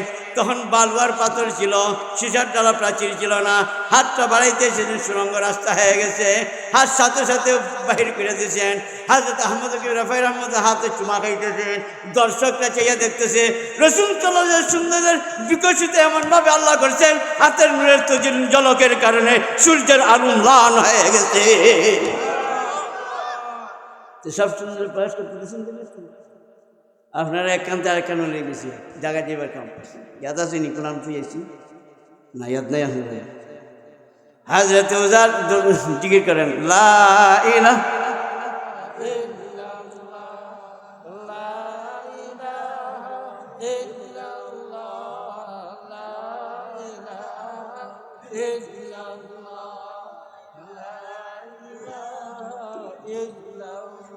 ওই যে হজরত তোমার কইছিল যে একরাত রহমান লাইন, দুই কারণ কইছি না, আরেকটা কারণ কইলাই। হজরতে আবু বকর সিদ্দিক রাদিয়াল্লাহু আনহু যখন সালাত টাট ফুরিয়েছিলেন আর জিবরাইল আলাইহিস সালাম আল্লাহর পক্ষ থেকে সাউন্ড লইছিলেন, ওই সময় আল্লাহ রাসূল যখন জিবরাইল আলাইহিস সালাম গায়ে সালাত টাটের খবর জিজ্ঞাসা করতেছেন, ও ভাই জিবরাইল, তোমাদের গায়ে সালার কাপড় কেন? কেন হযরত আবু বকরের দানে আল্লাহ এত খুশি হয়েছেন, সমস্ত ফেরেশতার জগৎকে বলতেছেন আমার আবু বকরের সালার টাট পিন্দে লাইছে, তোমরাও আমার আবু বকরের সম্মানার্থে সালার টাট পিন্দে দাও। তিনটা কারণ হারিমান করছি, সব কারণ মান করে রাখছি কি থাকো। আমি আমার জায়গা হযরত মুসা আলাইহিস সালাম লাবিস কাল লাবিস ইয়ামান আবাজায়ম তাই কইতেছেন কিতা, ও দুনিয়ার মুসলমান, আল্লাহরে কইতেছেন আমি একদিন অথবা আধা দিন মুর্দা ছিলাম। আল্লাহ কন না, তুমি 100 বছর এখানে মুর্দা ছিলাই, তোমার জিন্দা করলাম। হযরত মুসা আলাইহিস সালাম, আল্লাহ আমি তো বাড়ি যেতাম, আমার গাদা এনে দাও। গাদা কিন্তু মাটি হয়ে গেছে, ঠিক না? ঠিক মাটি হয়ে গেছে না? আমরা মাটি হয়ে যাবি না? সুবহানাল্লাহ। গাদারে আল্লাহ ইজা আরাদাল্লাহু শাইআন ইয়াকুলু লাহু কুন ফায়াকুন। আল্লাহ কোন আমি যদি কোনো কাম করবার ইচ্ছা করি, আসমানে কিছু হয়ে গেছে, জমিনকে বলছি হয়ে গেছে, সূর্যকে বলছি হয়ে গেছে, চন্দ্রকে বলছি হয়ে গেছে, তারকারাজিকে বলছি হয়ে গেছে, গ্রহরাজিকে বলছি হয়ে গেছে, উপগ্রহকে বলছি হয়ে গেছে, নক্ষত্ররাজিকে বলছি হয়ে গেছে, গাছপালার কিছু হয়ে গেছে, কীট পতঙ্গের কিছু যা হয়ে গেছে, পাহাড়ের কিছু হয়ে গেছে, সাগরকে বলছি হয়ে গেছে, জমিনের মাঝে যা কিছু উদ্ভিদ প্রাণী আছে সব কেবল কি হইয়া যায় গেছে, গৃহপালিত পশু কেবল কি হইয়া যায় গেছে, যা কিছু বানাইছি কিছু হইয়া গেছে। কিন্তু একমাত্র আমি আদম আলাইহিস সালাম নিজের কুদরতের হাত দিয়া বানাইছি। কিন্তু আদম আলাইহিস সালাম আমরা জাহান্নাম দিবালাই বানাইছিলাম না।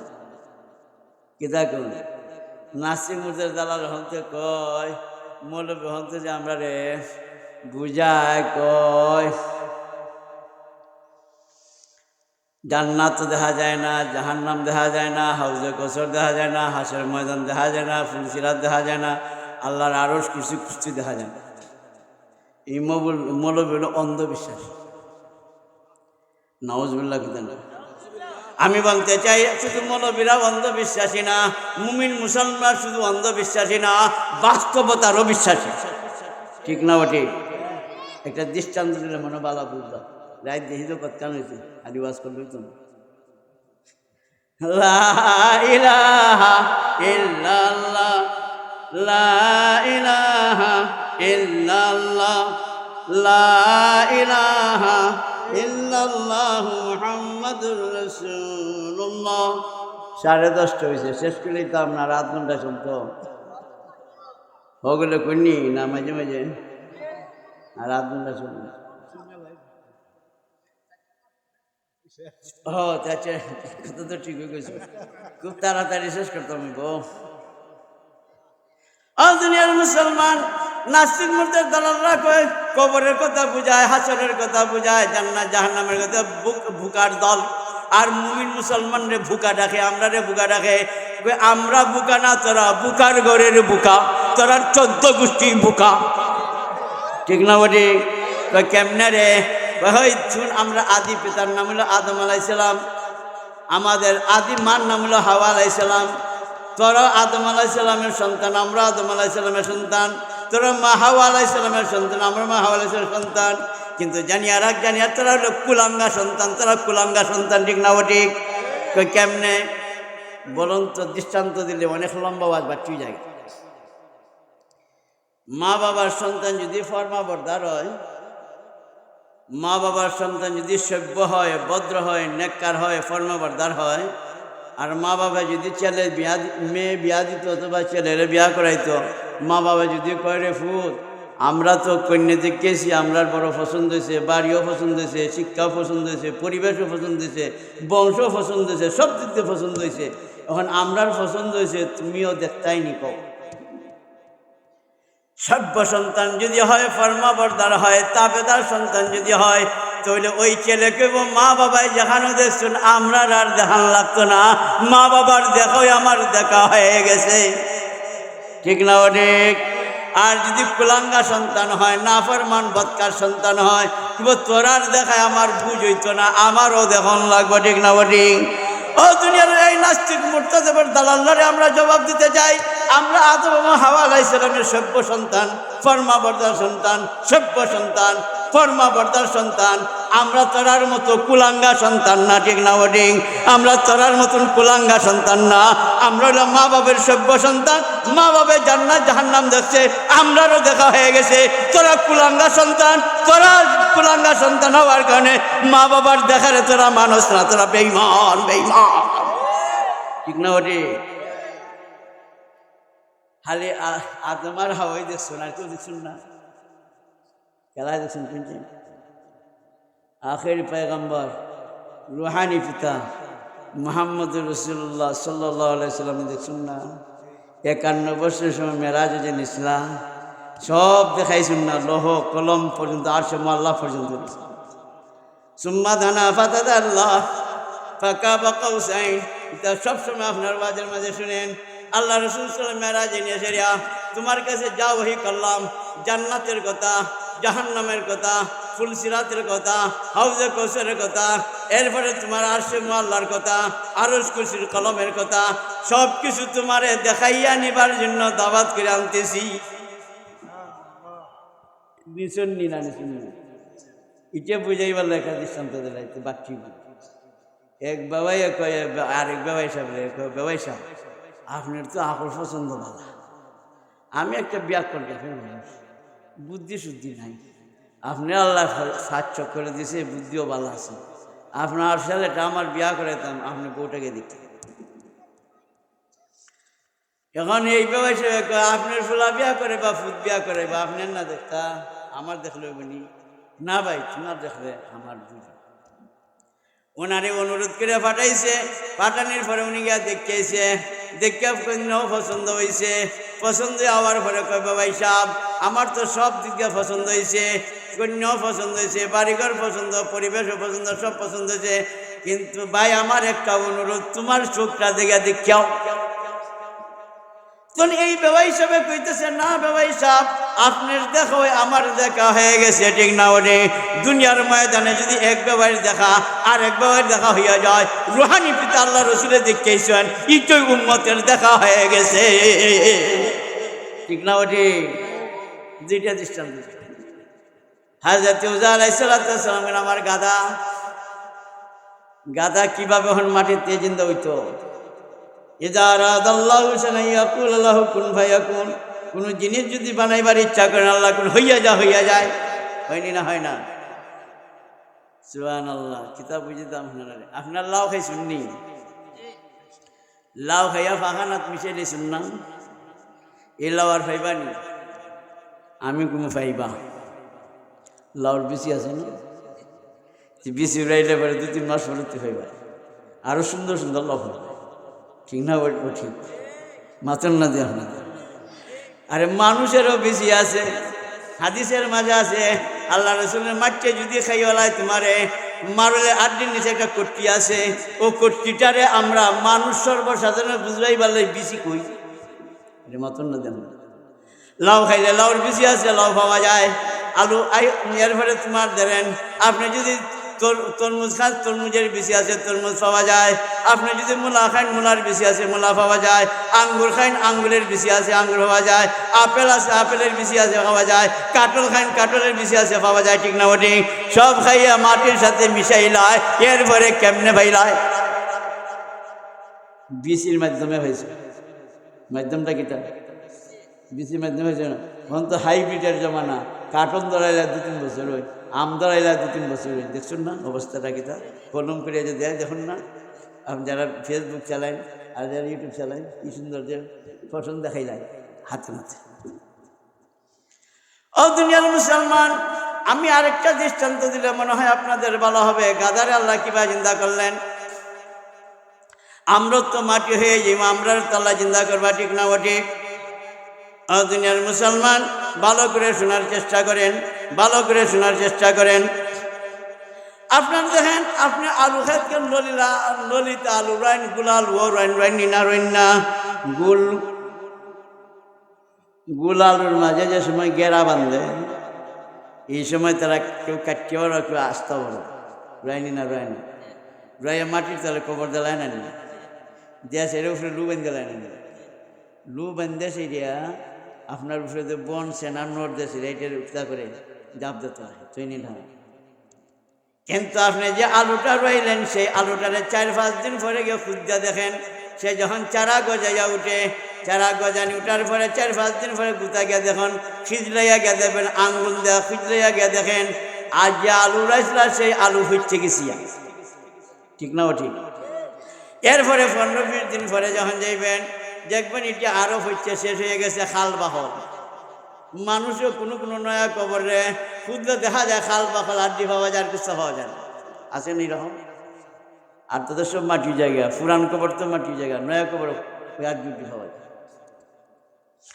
আমি জিজ্ঞাসা করতে চাই, এই আলুর যখন ফলন হইল, তখন গাছ যখন চারা গজায় উঠল, আল্লাহ গছগছি চারা যখন গজায় উঠল, তখন কিছুদিন পরে যখন যাইবেন গিয়া দেখবেন যে আলু রাইছিলেন সেই আলু নাইটা মাটির সাথে মিশিয়া গেছে, ঠিক না? ওটি আলুটা যে মাটির সাথে মিশিয়া গেল, এই আলু ফাইবা নিয়ে আবার না ফাইতা না? আমি কমু আপনারা যদি কোন সবজন যদি কোন ফাইতা না, আমি কমু ফাইবাই। কেমনে ভাই এটা তো মাটি গেছে, তার ফাইতাম কেমনে? বিজ্ঞানে ওই কথা স্বীকার করে, মাটি হইয়া যাইতে পারে, তার অস্তিত্ব বিলুপ্ত আল্লাহ করেন নাই। সে মাটির থেকে সেরে ওই যে আলু রাইসলাই এই আলু প্রোডাকশন দিতে আরম্ভ করে, ঠিক না? মাটি ও দুনিয়ার মুসলমান, আলু দেখবেন এই গাছের গুড়ি গিয়া যেমন মাটি ফুটতে দেখবেন কুটি কুটি আলু বানতেছে না বানতেছে না? যে আলু রাইসলা এটা তো মাটি হয়ে গেল, এই কুটি কুটি আলু প্রোডাকশন দিতেছি নি, হ্যাঁ মাটির সাথে মিশিয়ে গিয়াও কি করতেছে, তার সন্তান প্রোডাকশন দিতেছে, ঠিক না? ঠিক। ও দুনিয়ার মুসলমান, এরপর আলু যখন বাম্পার ফলন হয়ে যায়। বাম্পার ফলন যখন হয়ে যায়, তখন লাল যখন হয়ে যায় তার পাতা, তখন আলুর মালিকে কয়, জমিনের মালিকে কয়, আমার আলুর ফের বেঁধে লাইছে। কইনি না? কয় না? আমার আলুর ফের বেঁধে লাইছে। তোর আলু তো মাটি গেছে, ফের ভাইতে করতে গিয়া করলো তো দূরে টান মারমু, মারলে যে আলুর ইসলামের তেরো সুন্দর 5টা 7টা জুমটা বেঁধে উঠব। ঠিক না বটে? মাটি হইয়া গেল, এরপর আইলো কেমনে? বুঝায়নি মাটির থেকে কেমনে জাল্লা তুলবা দিতে। পরে জব দিতে আসলাম, আইসে আগে কি তার জব তো দিবনি ইনশাল্লাহ। আল্লাহ তুলতে লা ইলাহা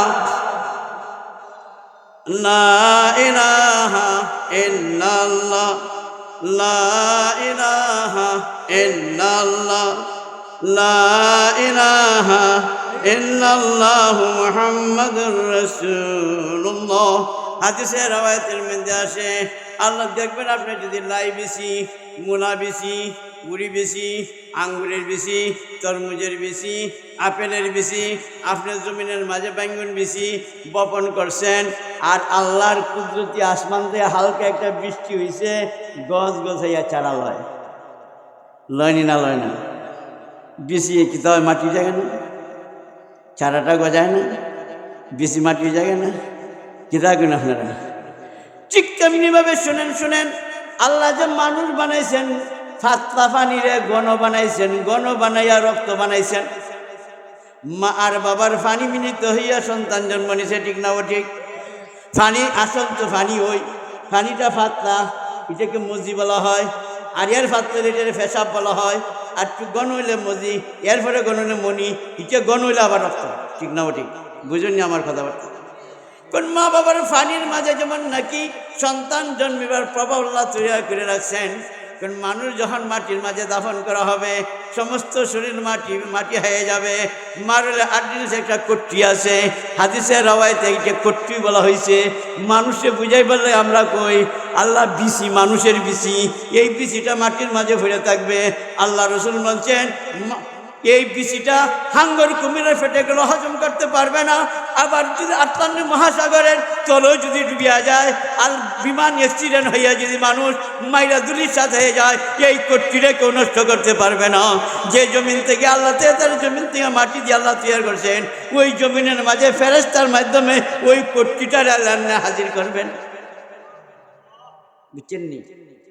বিচি যখন আইছে চারা হইতে অসুবিধা আছে, কারণ সব হাইলিছে বাগে, বিচি খাইতে পারছে না। অ্যাক্সিডেন্টে সব দলির সাথে লাশ, বিচি নষ্ট হয়েছে না। ইন্দুরা যা আগুনে ফিরে এলায় ইটের হুকাতে মানুষের দেখে না, পরীক্ষা করে দেখে কি দেখো।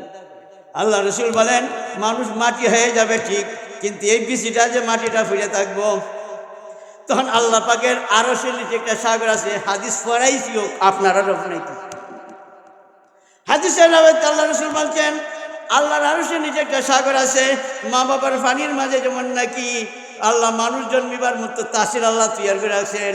কারণ মানুষ যখন মাটি হয়ে যাবে, আর ওই কট্টিটাও জমিনের মাঝে কবরের মাঝে ভরে থাকবে, আল্লাহর আরশ থেকে যখন বৃষ্টি বর্ষণ হবে, এই বৃষ্টির পানির মধ্যে আল্লাহ মা বাবার পানিতে যে মানুষ আল্লাহ বানাইছেন, এই পানির তুলনায় 70,000 গুণ পাওয়ার পানির মাঝে আল্লাহ দিয়ে রাখছেন। যেমন নাকি আপনার লাই বেশি, মূলা বেশি, উড়ি বেশি, আল্লাহ মূলা বেশি, উড়ি বেশি, লাই বেশি, তরমুজের বেশি, বেঙ্গনের বেশি, এরপর আপেলের বেশি, আঙ্গুরের বেশি আপনি বপন করেন জমিনের মাঝে। আসমানের থেকে যদি বৃষ্টি হয়, বৃষ্টির মাঝে সার আছে, সার মাতুন না তো চৈতময়া করার দিন যদি বৃষ্টি হয়, এমন সার হয় ফসল ভালো হয়। ঠিক না? ঠিক। আর খাবার বামনে দিবাই চিকন চিকন আলিব। ঠিক না? ঠিক। কিন্তু এই বৃষ্টির মাঝে আল্লাহ তাআলা এত ভিটামিন রাখছেন, এত ফলন দান রাখছেন। আবার বৃষ্টি যদি বেশি হয় তো ফলনও নষ্ট হয়। সার যদি বেশি দাও আফ হয়ে যাবে। ঠিক না? ঠিক। হগটা সীমা রেখা আছে তো, বুঝেননি আমার কথাবার্তা? কারণ আল্লাহর আরশের নিচে যখন বৃষ্টি বর্ষণ হবে, লাই বেশি, মূলা বেশি, উড়ি বেশি যখন বৃষ্টির লাগাল ভাগ বাজায় ওঠে, ওই কট্টিটার থেকে আল্লাহ তাআলা হাসরের ময়দানে 33 বছর যুবকের মতো এটাতে ছাড়া গজায় হাসরে তুলে দিবেন। কত হয়েছেন পারছি না? প্রশ্ন তো আরো রইয়া গেছে, কইতাম নি না তো দিতাম। 2 নম্বরের প্রশ্ন ছিল মাটিতে কেমনে তুলবেন, তা বুঝাইলাম। মাটিতে কেমনে তুলবেন মাটি হয়ে যাওয়ার পরে আমি বুঝাইলাম। 2 নম্বর কত হইলো জান্নাতের বাগান আর জাহান্নামের আখড়া কেমনে বুঝানি। আর সোয়াল জবাব যে বেটায় মিশরে হাসপাতাল পিরামিড হাসপাতালে প্রেরণ ফিরে রয়েছে জাদুঘরের মাঝে একটাই হয়ে গেছে নাস্তিক মুর্তদের দালাল মুর্শিদ সময় সালমান রুশদি কইছিল আমার এক কবর দিস না তোরা আমার জাদুঘর রেখে রাখ। এর সোয়াল জবাবের দরকার না, কিদা করে সোয়াল জবাবের জন্য মহান রব্বুল আলামিন যেখানে কোটিটা থাকবে সেখান থেকে আল্লাহর ফেরেশতা দিয়ে আল্লাহ সংগ্রহ করাইয়া যে মাটি তার জন্ম এই জমিনের মধ্যে আল্লাহ তাআলা ন্যায়জ্ঞান হাজির করাইবেন। হাওয়ার মিষ্টি বানায়নি দেখছেন নি আপনারা? আমরা বান্নিতে ছোটোবেলা গেছি হিসেবে বুঝছি না গেছি কখন কোনো জমি দেখুন মাত্র না দিয়ে আপনারা পানি মেলা দিয়েছেন, আমিও তো গেছি ছোটোবেলা গেছি দেখছি হাওয়ার মিষ্টি একটা বক্সের মাঝে কিতা দেয় ময়দা দেয় আরও চিনি দেয় আর কিতা দেয় চিনি দেয় না আপনারা বালা কিতা এরপর একটা হ্যান্ডেল করে না জাইল্লা ফাফড়ার মতো চাক্কা বান্ধিনি আবার মিষ্টি আল্লাহ তালা কর্তিটারা হাজির করে আল্লাহর কুদরতের হ্যান্ডেল যখন ঘুরানি আরম্ভ হইব ওই কর্তির মধ্যে বডি তৈয়ার হইয়া যাবে। মান রাব্বুকা ওয়া মা দীনুকা ওয়া মান হাযার রাজুলুল্লাযী বুইসা ফিকুম আরম্ভ হয়ে যাবে। কথা হচ্ছে না? আজ ইটও বুঝলাম জান্নাতের বাগান তো দেখি জাহান্নামের আখড়া তো বুঝেন না, বুঝলাম তো বুঝাইতে পারে না। শোনেন শোনেন এটা বুঝাইবার লাগে শোনেন, মানুষের দুইটা একটা হলো জিসমানি বডি আর একটা হলো কিন্তু আত্মার বডি। বুঝেন না আপনারা? আত্মার বডি একজন ঘুমাইছে হে দেখা যায় আমার এক ছাত্র কয় হুজুর বিশ্বকাপ খেলা দেখেছে আর ইয়া ঘুমাইয়া মনে হয় দেখছে খেলা দেখা যায় আর হে ঘুমোতে কেউ কয় গোল। আমি হে চাপা দেই তুই গোল কিতা করছে দেখলাম নইলি তুই কিতা দেখছ। আসলে তো হে দেখছে ঠিক না ওটি, কিন্তু এটা চর্মশক্তিতে দেখছে না আত্মার চক্ষু দিয়ে দেখছে। বুঝেন না আপনি? না বুঝুন না। আত্মার একটা বডি আর একটা হলো শরীরের জিসমানি। আরেকবার খাপ দেখছে কয় হুজুর আমি তো মাছ মারলো মানুষ দেহি বুঝাই উঠে গেছি মাছের কইনা আমি ঘুম থেকে মারছি কি তা কুচার ফালা লইয়া ফাট গজার মাছ লাগাইছি আপটা গিয়া ধরছি দইরে চোখ মেললে দেহে আমার ফুলের মাঝে বালিশ আসেনি না কিতা কিতা দিয়ে মারল আত্মার হাত দিয়ে মারছে ধরল কিতা দিয়া আত্মার হাত দিয়ে ধরল ধরছে কিতা গজার মাছ বইছে কিতা বালিশ। বুঝেন না আপনারা? আরে ব্যাপারটা না হুজুর আমি তো রাত্রে ঘুমাইছি হ্যাঁ হালি যাইতো বিদেশ হালি বিদেশ যেটা যায় খাপ তো 3 প্রকারে বিভক্ত। একটার নাম হলো জিসমানি খাপ, একটার নাম হলো শয়তানি খাপ, একটি হলো রহমানি খাপ। আল্লাহ রসুল্লাহ দেখছে এটা বড় রহমানি খাপ, হযরত উমর রাদিয়াল্লাহু আনহু দেখছে রহমানি খাপ, বাইতুল্লাহ শরীফ জিয়ারত করতেছিল রহমানি খাপ, হজ করতেছে এটা রহমানি খাপ, আল্লাহর পক্ষ থেকে দেখানো হয়েছে। আর হলো শয়তানি খাপ, বাঘে দৌড়ায় সাপে দৌড়ায়, দৌড়ায় নিনা দৌড়ায় না, বাঘে দৌড়ায় বল্লুকে দৌড়ায় সাপে দৌড়ায়, আগুনও পড়ে গেছি আর দেখে ঠিক না ঠিক এটা কি তাহলে তার শয়তানি খাপ।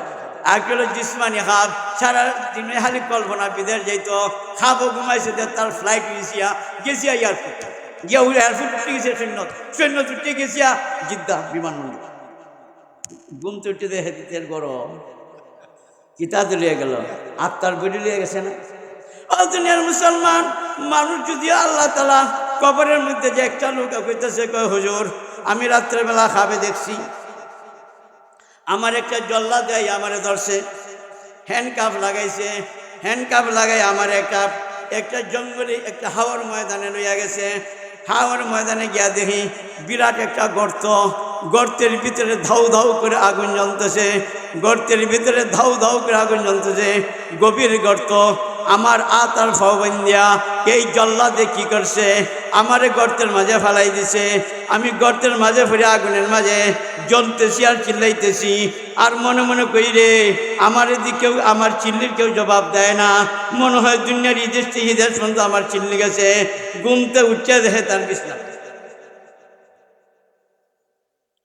এরপরে জিকায় দোয়া করলে কাম দিত না, আমার কথা শেষ করলাম আমি ফরমাইছি আজকে করি না তাই কিন্তু দোয়া করে লাই রং ফেছি লা ইলাহা ইল্লাল্লাহ লা ইলাহা ইল্লাল্লাহ লা ইলাহা ইল্লাল্লাহু মুহাম্মাদুর রাসূলুল্লাহ। তখন ওই লোকটা খাপ থেকে উঠতে জিগাইতেছে, রে ভাই আমি যে চিল্লাইছি আগুনে যে জ্বলছি তুই দেখছত নি? তোর দ্বার হচ্ছে আমি পুনান তুই আগুনে জ্বলে চিল্লাইলে প্রস্তুতি হয়েছি। খুদার কসম আমি আগুনের মাঝে জ্বলছি, খুদার কসম আমি চিল্লাইছি। কোন বুঝাইছে কবর আওয়াজ দেখি না যে কোনো ব্যাপার না। আমার দ্বারও যদি আগুন তুই জ্বললে আমি যদি দেখলাম না তো আমার বুঝাইছে গেছে মানুষ মাটি হইলে কোনো অসুবিধা নাই, মানুষের আত্মার বডির মাঝে তোরে আগুন লাগানো হয়েছে। দুনিয়ায় তুই দেখতাম পারি না, কবরের তলে কেমনে দেখবে? তোমার বডি রেখাইলাই যদি বাঘে ছাগলে এতে কোনো অসুবিধা নাই, তোমার আত্মার বডির মাঝে আল্লাহ শান্তি দিবেন, আত্মার বডির মাঝে আল্লাহ তাআলা তোমাকে সুখ দুঃখ দিবেন। বুঝাইছি নি? আমরা বডি না তাহলে কিন্তু আত্মার বডির মাঝে সুখ শান্তি খাবের দ্বারা বুঝেছেন আপনারা। আরেকবার একে হুজুর আমি তো ঘুমাই রয়েছি, দেখা যায় আমারও একটু পিকনিক খাইয়াই, একটা সফর করিয়াই, একটা বেড়াই আই দে আমারে লইয়া গেছে একটা বিল্ডিং গিয়া দেখা যায় একটা সোনার ইট, একটা রুফার ইট, মেসকামরের মশলা দেখছত নি, তার জীবনের বিল্ডিং দেখছত নি। ভিতরে গিয়া ঢুকছে, গিয়া দেয় এয়ার কন্ডিশন ফিট করা, এরপর কার্পেট গালিচা বিছাইল, ওই আমি ঘুমাই রয়েছি, ঘুম তো রেহের করো কিতাব হয়ে বলেছে আত্মার বডি নিয়ে। বুঝছেন? কবরের জগতের আব্দুল্লাহ ইবনে মুহিদ্দিন ইবনে আরব রহমতুল্লাহ আলাইহি আশরাফুল জবাব নামক কিতানবী রহমতুল্লাহ আলাইহি তারা জবাব দিয়েছেন, মানুষের যদি বডি মাটিয়া খাইলায় কোনো সমস্যা নাই, আত্মার বডিরে মানুষে কবরে খাইবার ক্ষমতা নাই। আত্মার বডির মাঝে শান্তিও পাইব বেহেশতের, আত্মার বডির মাঝে জাহান্নামের আগুনের শাস্তিও পাইব। বুঝাইছিনি? আমি এরপরে কথাটা আমি সংক্ষেপে আমি ছেড়ে দিতাম চাইতেছি যে আত্মার বডির মাঝে আরাম পাবে, আত্মার বডির মাঝে শাস্তি পাবে, না দেখলে কোনো অসুবিধা নাই। এই প্রশ্নেরও জবাব হয়ে গেছে।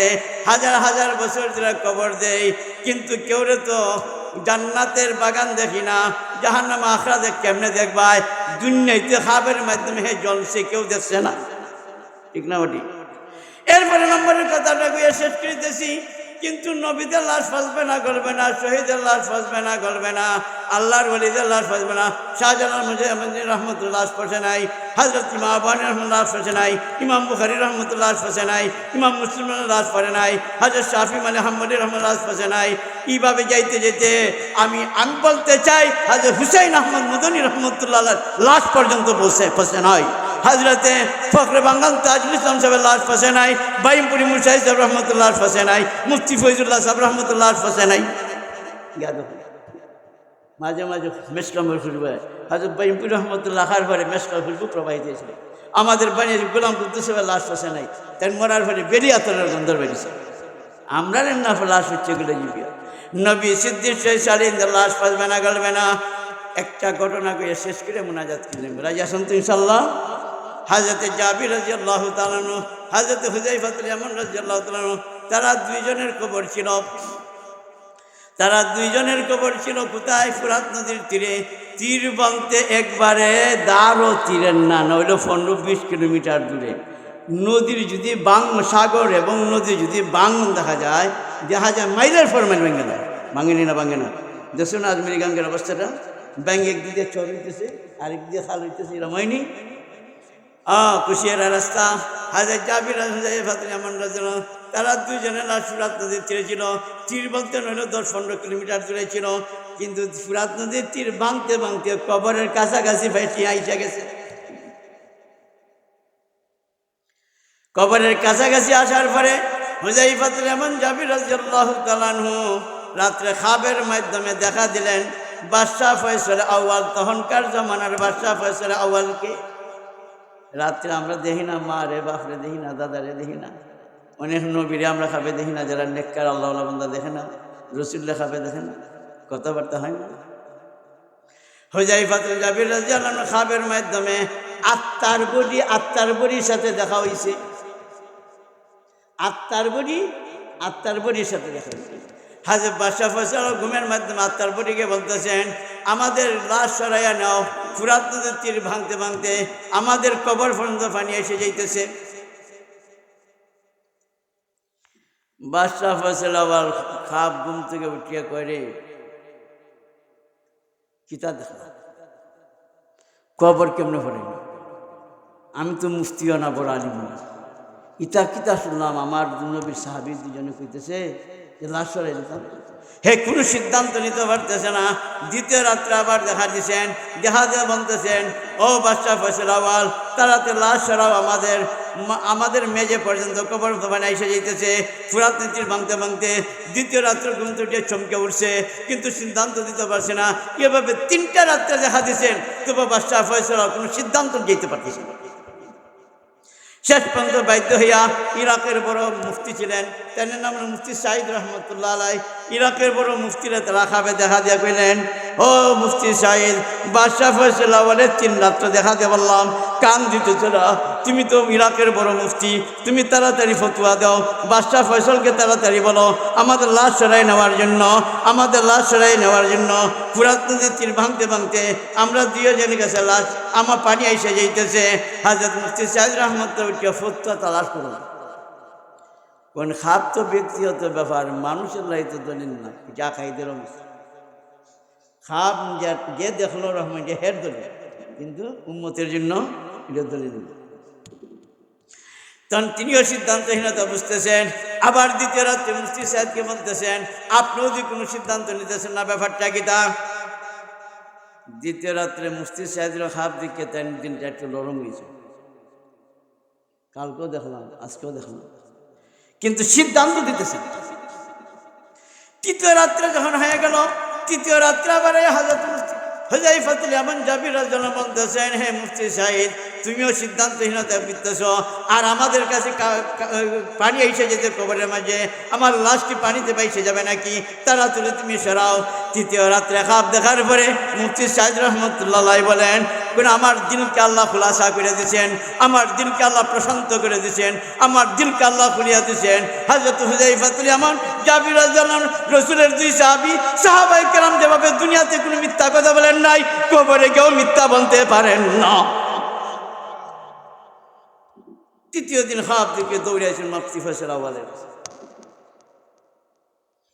বাদশাহ ফয়সাল আওয়ালের কইলা আমি এইভাবে 3টা রাত্রে খাপ দিছি মুফতি সাঈদ এবং মুফতি হুযায়ফাতুল ইয়ামান রাদিয়াল্লাহু আনহু বলতেছেন লাশ সরাইবার জন্য ফুরাত নদীর তীর ভাঙতে ভাঙতে মেজে পানি এসে যেতেছে কবরে পানি এসে তখন বাদশাহ ফয়সাল গলার মাঝে রস হয়েছে কইতে শোনো তুমি তো বড় মুফতি আমিও তো 3টা রাত্রে দেখছি কোনো সিদ্ধান্ত দিতে পারি নাই তুমি মুফতি তুমি ফতোয়া দাও যদি লাশ সরাইবার ফতোয়া তুমি দিতে পারো আমি আজকে লেবার লাগাইয়া কবর খনন করে লাশ সরাই নিব মুফতি সাহেব রহমতুল্লাহ বলেন সঙ্গত কারণে লাশ সরানি যায় বহু ঘটনা আছে লাশ ভেঙে কবর গেছিয়া লাশ বেসে গেছে সরানো হয়েছে বহু ঘটনা আছে কিন্তু তাড়াতাড়ি কি করো খননের কাজ আরম্ভ করে দাও আল্লাহ খননের কাজ আরম্ভ হইতো ইউরোপ কান্ট্রি থেকে খ্রিস্টানরা মোবাইল করছে তখন মোবাইল নাই তখন আসির ওয়ারলেস যেমন কিতা আসি মুরব্বীরা তো ওয়ারলেস দেখছেন ওয়ারলেসে খবর পাঠাইছে খ্রিস্টান দেশ থেকে ইউরোপীয় কান্ট্রির থেকে তোমরা কি করো এই লাশটা যে সরাইতা 1টা সপ্তাহ সময় ফিসাইলাও এই দৃশ্যটা আমরাও দেখতাম হেরা দেখতে লাগি শব্দবালা মতলব হারাম শত শত বছর পরে লাশ কই এখনো বুঝিন পাইতো গায়ে যখন দেখুন মাটি হয়ে গেছে পাইছে না তখন কই মেসেজ দিন সারা দুনিয়াবাসীকে এটা যা কইছে শত শত বছর ধরিয়া সব এটা মিশা খ্রিস্টান ধর্মই সত্য মতলব খারাপ দেখতো কেনে কথা বলা মতলব খারাপ এক মুরগায় গাছের ডালের মাঝে উঠিয়ে বাং দিতেছে কুকু কুকু বাং শুনিয়া ফিরলে আইছে ফেললে তার গাছের ডাল উঠতেছে পারতেছে না কারণ মুরগি তো ডালের মাঝে উঠে বসা তো কয় ফেললে এখন কেমনি মুরগি হইতো মুয়াজ্জিন সাহেব আজান যখন দাঁড়াইছুন নামে যান গিয়া নমাজ ফিরালাই মুরগি কয় নমাজ পড়তে না আমারে খাইতেই সব কয় রে মুরগির তো বুদ্ধি আছে রে তো যাই গে তো যাওয়া ধরছে কতক্ষণ পরে কুত্তা আইছে তখন তো কুত্তারে কোন ফেললে এটা নাই আরো গলাগলি বাইয়াফ করে দেখছেন না আপনারা না দৌড় তো নাই ফেললে আর আগে কুত্তা দেখলে ফেললে দৌড়ছে মানুষ দেখলে দৌড়ছে গাড়ি দিয়ে লইয়া যায় দেখা যায় দাঁড়ো গাড়ি দাঁড়ো ফেললে এখন জড়াই না কুত্তা আগে তো দেশি কুত্তা দিলে ফেলে ধরতো, যখন একটু পরে কুত্তা আইসে ফেললে জায়গা মুরগা কয় ও মুসল্লি সাহেব যাও গা কেন লাগে। তখন আমরা ইমাম সাহেব আইসুন না মিজাইও নমাজটা হইলি তো, তখন ফেললে কয় না ইমাম সাহেবের দিকে আমার বইজু ছুটি গেছি হব। এটার অর্থ হইল শব্দ বলা মতলব ইউরোপ কান্ট্রির এই ওয়ার্ল্ডেস ভাইয়া যখন তারা এক সপ্তাহ পিছাইছেন, আরে বাংলাদেশের মাঝে 3 জাতির মুসলমান আছে, এই সময় ইরাকের মাঝেও 3 জাতির মুসলমান আছে। একটা গোয়ার গোবিন্দ, নমাজ নাই, রোজা নাই, হজ নাই, জাকাত নাই, ইটেন থেকে হসেন একটা খামাখা একটা ফ্যান্সা জুতেছে, কবর খুঁজতে কোনো পাওয়া যেত না, ওর মুসলমানের কলঙ্ক। আর এক দল আছে বিশ্বাসও করেও নাও, আর আরেক দল পুস্তা ইমানদার, তারা বলে আমাদের বিশ্বাস নিশ্চয় সাহাবায়ে কেরামের লাশ পচে নাই বলে নাই। এক সপ্তাহ পরে যখন খননের কাজ আরম্ভ হয়েছে, তখন জার্মান থেকে একজন ডাক্তার এসেছিল, চক্ষু বিশেষজ্ঞ ডাক্তার এসেছিল। চক্ষু বিশেষ ডাক্তার সহ ইউরোপ কান্ট্রিতে প্রায় 50,000 মানুষ হয়েছে তামসাটা দেখবার জন্য। খননের কাজ আরম্ভ হয়েছে। হায়রে ইরাকের বুকের মধ্যে একটা হিন্দুন জাগরণ আরম্ভ হয়েছে, সুখের বাতাস বইতেছে। কি ঘটনা ঘটলো, কি হবে ভবিষ্যতে আল্লাহ জানে। কিন্তু খনন করতে করতে কবর পর্যন্ত যখন তারা পৌঁছে গেছেন, কবরের মাটি যখন সরাই এনেছেন, ওই খ্রিস্টান, ওই যে আপনার জার্মান থেকে চক্ষু বিশেষ ডাক্তার এসেছিল, সে দুনিয়াবাসীকে মেসেজ দিতে শুনো ইসলাম ধর্মরে ফিসলা করতাম, তখন আমার নিজে ওই ইসলাম হইয়া যাইতে হবে। এই জার্মানি ডাক্তার বলতেছে বাদশাহ ফজল আউয়াল মুফতি সাইদ রহমতুল্লাহ রে, তোমরা লাশের সম্পূর্ণ খাঁটি বাটিটারে বালা করে সরাও, বালা করে আমরা দেখতাম চাই। বালা করে দেখতে চাইতেছে, লাশ যখন তাকাইছে, জার্মানি ডাক্তার বলতেছে আরে আজকে 100 বছর পরের লাশ, এখন মতো লাশ ফাঁসবে গলবে দূরের কথা, কাফনের একটা সুতা পর্যন্ত মলিন হয় নয়। এরপরে জার্মানি ডাক্তার বলতেছে চেহারাটা একটু ফুটিয়ে দাও, চেহারাটা দেখি। চাইয়া দেখে মানুষ, জিন্দা মানুষের মতো তারা ঘুমাই রয়েছে। একবার জাবির রাজার চোখের দিকে তাকায়, আর একবার হুযায়ফা এমন রাজার চোখের দিকে তাকাইয়া ওই জার্মানি ডাক্তার বলতেছে আমি জাবির রাজার চক্ষুর দিকে যখন তাকাইলাম, আমি একজন চক্ষু বিশেষজ্ঞ ডাক্তার, আন্তর্জাতিক খ্যাতিসম্পন্ন চক্ষু বিশেষজ্ঞ ডাক্তার। মানুষ মারা গেলে চোখের মাঝে কোনো লাইট থাকে না, চোখের মাঝে কোনো পাওয়ার থাকে না, চোখের মাঝে কোনো জ্যোতি থাকে না, কিন্তু তারা কবরস্থে জিন্দি গেল কয়েকশো বছর। এরপরে তা কাফনের কাপড় পুরান হইল না, সাদা রয়ে গেল এখন পর্যন্ত। চেহারা দেখা যায় জিন্দা মানুষের মতো। চোখের প্রতি তাকাই আসে বলে আমি একজন চক্ষু বিশেষজ্ঞ, আন্তর্জাতিক খ্যাতিসম্পন্ন ডাক্তার। আমি দুনিয়াবাসীকে মেসেজ দিতে যাই, জাবির রাজার চক্ষুর ভিতরে আমি তাকাইয়া দেখি 10,000 জিন্দা মানুষের চক্ষুর পাওয়ার একত্র করলে যে পাওয়ার হবে, জাবির রাজার চক্ষুর মাঝে এই পাওয়ার দেখা যায়।